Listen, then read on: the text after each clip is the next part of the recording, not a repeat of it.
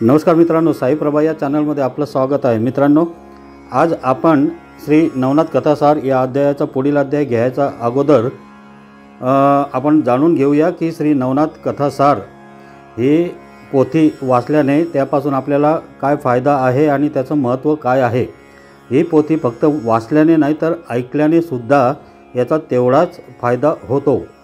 तर मित्रांनो, श्री नवनाथ कथासार या ग्रंथात एकूण 40 अध्याय आहेत। यातील प्रत्येक अध्याय एका विशिष्ट फलप्राप्तीसाठी आहे। ते या ग्रंथाच्या 40व्या अध्यायात सांगितलेले आहे।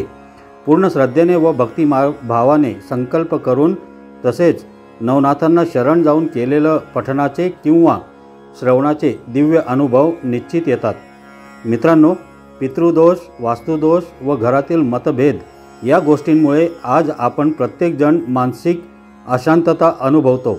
प्रत्येकाला काही ना काही समस्येने घेरलेले आहेच आणि प्रत्येकजण त्रस्त आहे। अशा असंख्य गोष्टीच्या त्रासातून मुक्त होण्यासाठी अध्यात्मशास्त्र व नाथ संप्रदायामध्ये यावर एक प्रभावी आध्यात्मिक उपासना सांगितली आहे। ते म्हणजे श्री नवनाथ कथासार या ग्रंथाचे वाचन किंवा श्रवण। घरामध्ये श्री नवनाथ कथासार वाचनाने व फक्त श्रवण केल्याने सुद्धा एक आगळा वेगळा आनंद, चैतन्य व प्रसन्नता निर्माण होते।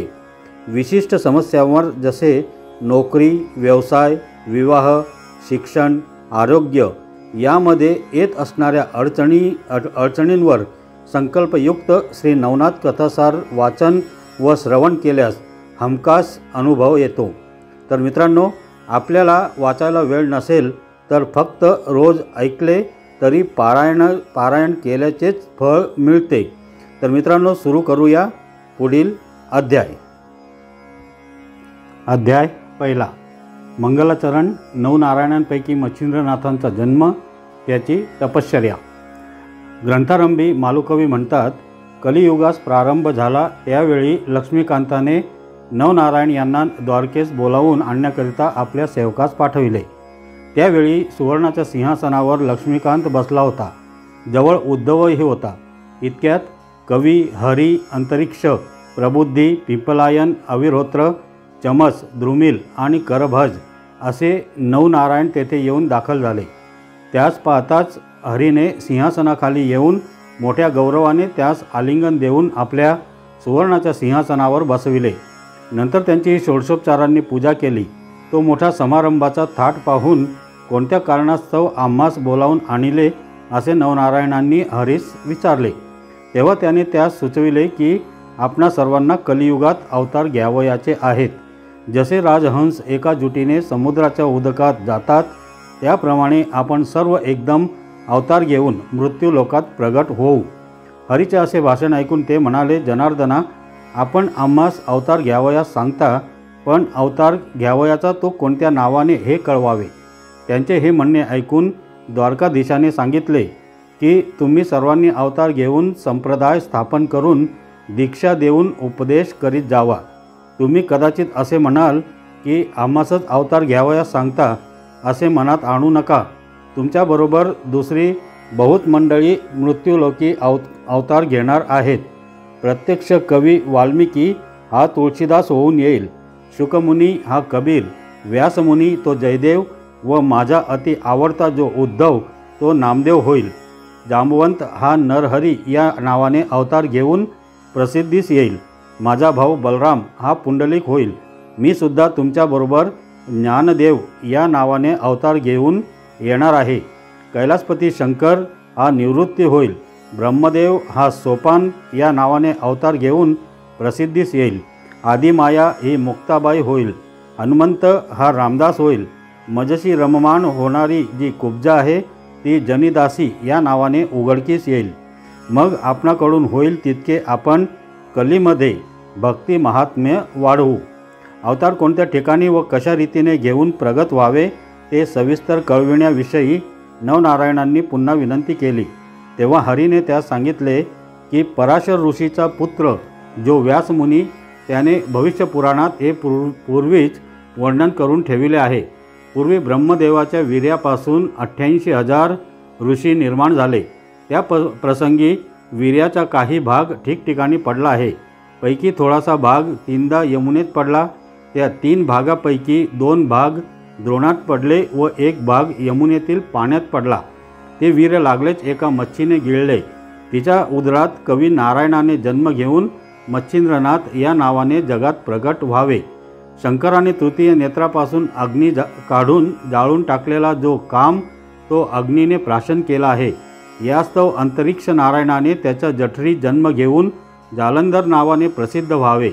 ते अशा रीतीने की कुरुवंशात जनमेजय राजाने नागसत्र केले आहे, त्याच्याच वंशात बृहद्रवा राजा हवन करील तेव्हा द्विमूर्धन गर्भ सांडील। त्या प्रसंगी जालंधराने त्या यज्ञकुंडात प्रगट व्हावे। 88,000 ऋषी झाले तेव्हा ब्रह्मदेवाच्या वीर्याचा काही अंश रेवातीरीसुद्धा पडला आहे। तेथे चमसनारायण याने रेवणसिद्ध या नावाने प्रगट व्हावे। त्याच वीर्यापैकी थोडासा अंश एका सर्पिणीलाही मिळाला होता, तो तिने प्राशन केला। मग जन्मेजय राजाच्या सर्पसत्रात ब्राह्मणांनी साऱ्या सर्पांची आहुती दिली। त्या समयी हिच्या उदरात ब्रह्मबीज आहे असे जाणल्यावरून त्या सर्पिणीला आस्तिक ऋषीने वडाच्या झाडाखाली लपवून ठेवले। पूर्ण दिवस भरल्यानंतर ती अंडे तेथेच टाकून निघून गेली। ते अंडे अजून तेथे होते तसे आहे। त्यात आविर्होत्र नारायणाने जन्म घेऊन वटसिद्ध नागनाथ या नावाने प्रसिद्ध व्हावे। मच्छिंद्रनाथ याने सूर्यरेत प्राप्तिस्तव मंत्र म्हणून दिलेले भस्म उकिरड्यावर पडेल, त्यात सूर्य आपले वीर्य सांडील, ते उकिरडामय असेल। त्यात हरिनारायण याने गोरक्ष या नावाने प्रगट व्हावे। दक्षाच्या नगरात त्याची कन्या पार्वती हिला लग्न समारंभ समयी पाहून ब्रह्मदेवाचे वीर्य गळाले। त्या समयी त्यास परम लज्जा उत्पन्न झाली। मग ते वीर्य रगळून चौफेर केले। त्यावेळी ते एके बाजूस 60,000 ठिकाणी झाले। त्याचे 60,000 वालखिल्य ऋषी झाले। दुसऱ्या अंगाचे केराबरोबर भागीरथी नदीमध्ये पडले, ते कुश बेटात गेले। ते अद्यापि तेथे तसेच आहे। यास्तव पिप्पलायन नारायणाने तेथे प्रगट होऊन चरपटीनाथ नावाने प्रसिद्ध व्हावे। भर्तरी या नावाने भिक्षापात्र कैलिक ऋषीने अंगणात ठेवले होते। त्यात सूर्याचे वीर्य अकस्मात पडले, ते त्याने भर्तृहरी तसेच जपून ठेवले आहे। त्यात ध्रुमीन नारायणाने संचार करून भर्तरी या नावाने अवतीर्ण व्हावे। हिमालयाच्या अरण्यात सरस्वतीचे उद्देशाने ब्रह्मदेवाचे वीर्य गळाले, त्यातले थोडेसे जमिनीवर पडले। त्यावरून वाघ चालल्यामुळे त्याच्या पायात राहिले व थोडेसे हत्तीच्या कानात पडले। त्यात प्रबुद्धाने संचार करून कानिफा या नावाने प्रगट व्हावे। गोरक्षाने चिखलाचा पुतळा केला, त्यात करभंजनाने संचार करावा। अशा रीतीने कोणी कोठे व कसे जन्म घ्यावं याचे नवनारायणांना खुलासेवार समजूत करून दिली। मग ते आज्ञा घेऊन तेथून निघाले व मंदराचलावर गेले। तेथे शुक्राचार्याच्या समाधीजवळ समाधीस्थ होऊन राहिले। पुढे हे 9 व शुक्राचार्य असे 10 जण निघाले। एके दिवशी शिवपार्वती कैलास पर्वतावर असता तुम्ही जो मंत्र जपत असता त्याचा मला अनुग्रह द्यावा असे पार्वतीने शंकरास म्हटले। हे ऐकून तो तिला म्हणाला, मी तुला त्या मंत्राचा उपदेश करीन, पण यासाठी एकांत स्थान पाहिजे, तर चल आपण ते कोठे आहे त्याचा शोध करू। असे म्हणून ती उभयता एकांत स्थान पाहावयास निघाली। ती फिरत फिरत यमुनेवर आली। तेथे मनुष्याचा वास नव्हता, यामुळे तेथे स्थान त्यांनी पसंत केले व तेथे ती उभयता बसली। तेथे पार्वती सुंदर मंत्रोपदेश करू लागले।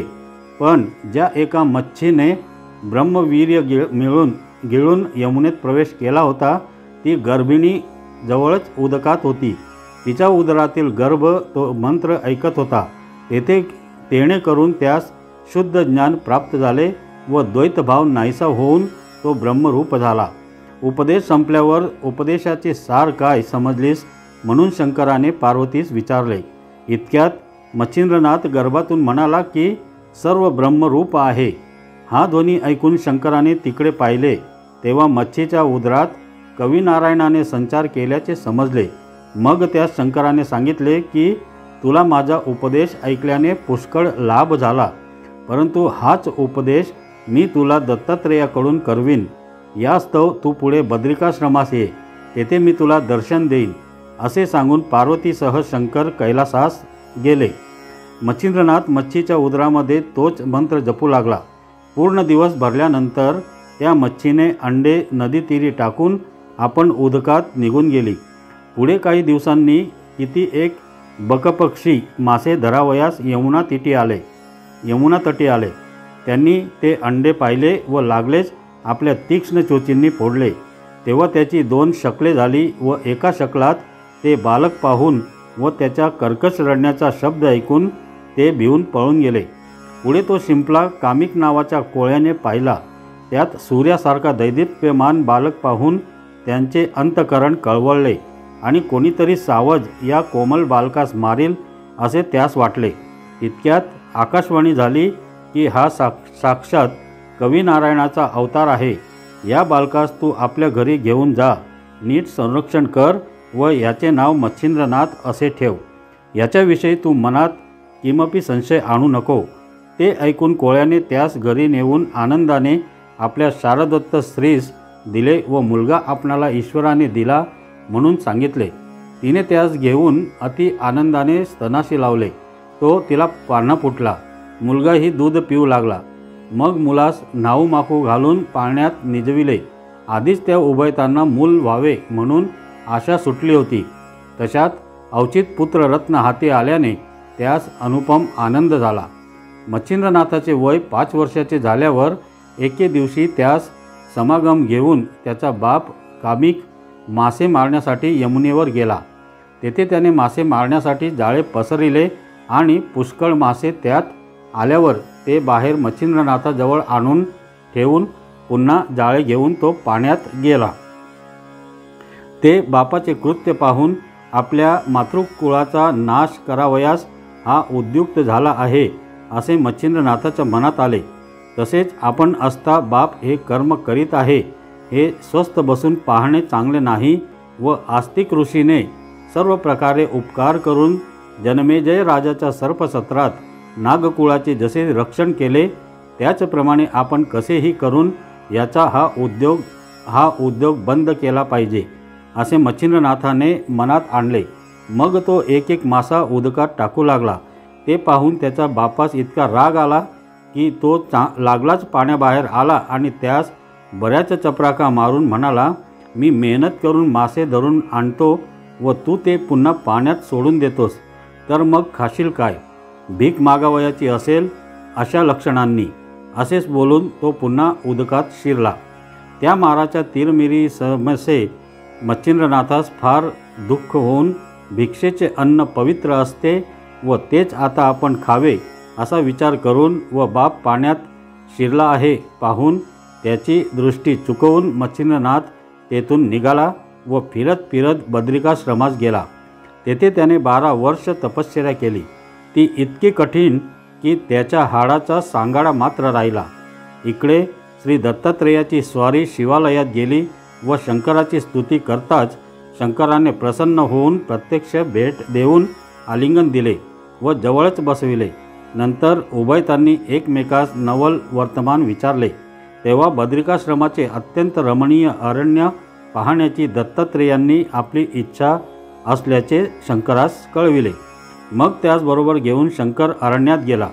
त्याच समयी मच्छिंद्रनाथाचा उदयकाल होण्याचे दिवस आल्याकारणाने तो योगायोग घडून येण्यासाठीच दत्तास अरण्य पाहण्याची वासना होऊन त्यास शंकराचा रुकारही मिळाला। ते उभयता बद्रिका वनातील शोभा पाहून आनंद पावले। तर मित्रांनो, मंगलाचरण नवनारायणांपैकी मच्छिंद्रनाथांचा जन्म, त्यांची तपश्चर्या या नावाचा अध्याय पहिला येथे समाप्त झाला। श्री नवनाथ महाराज की जय।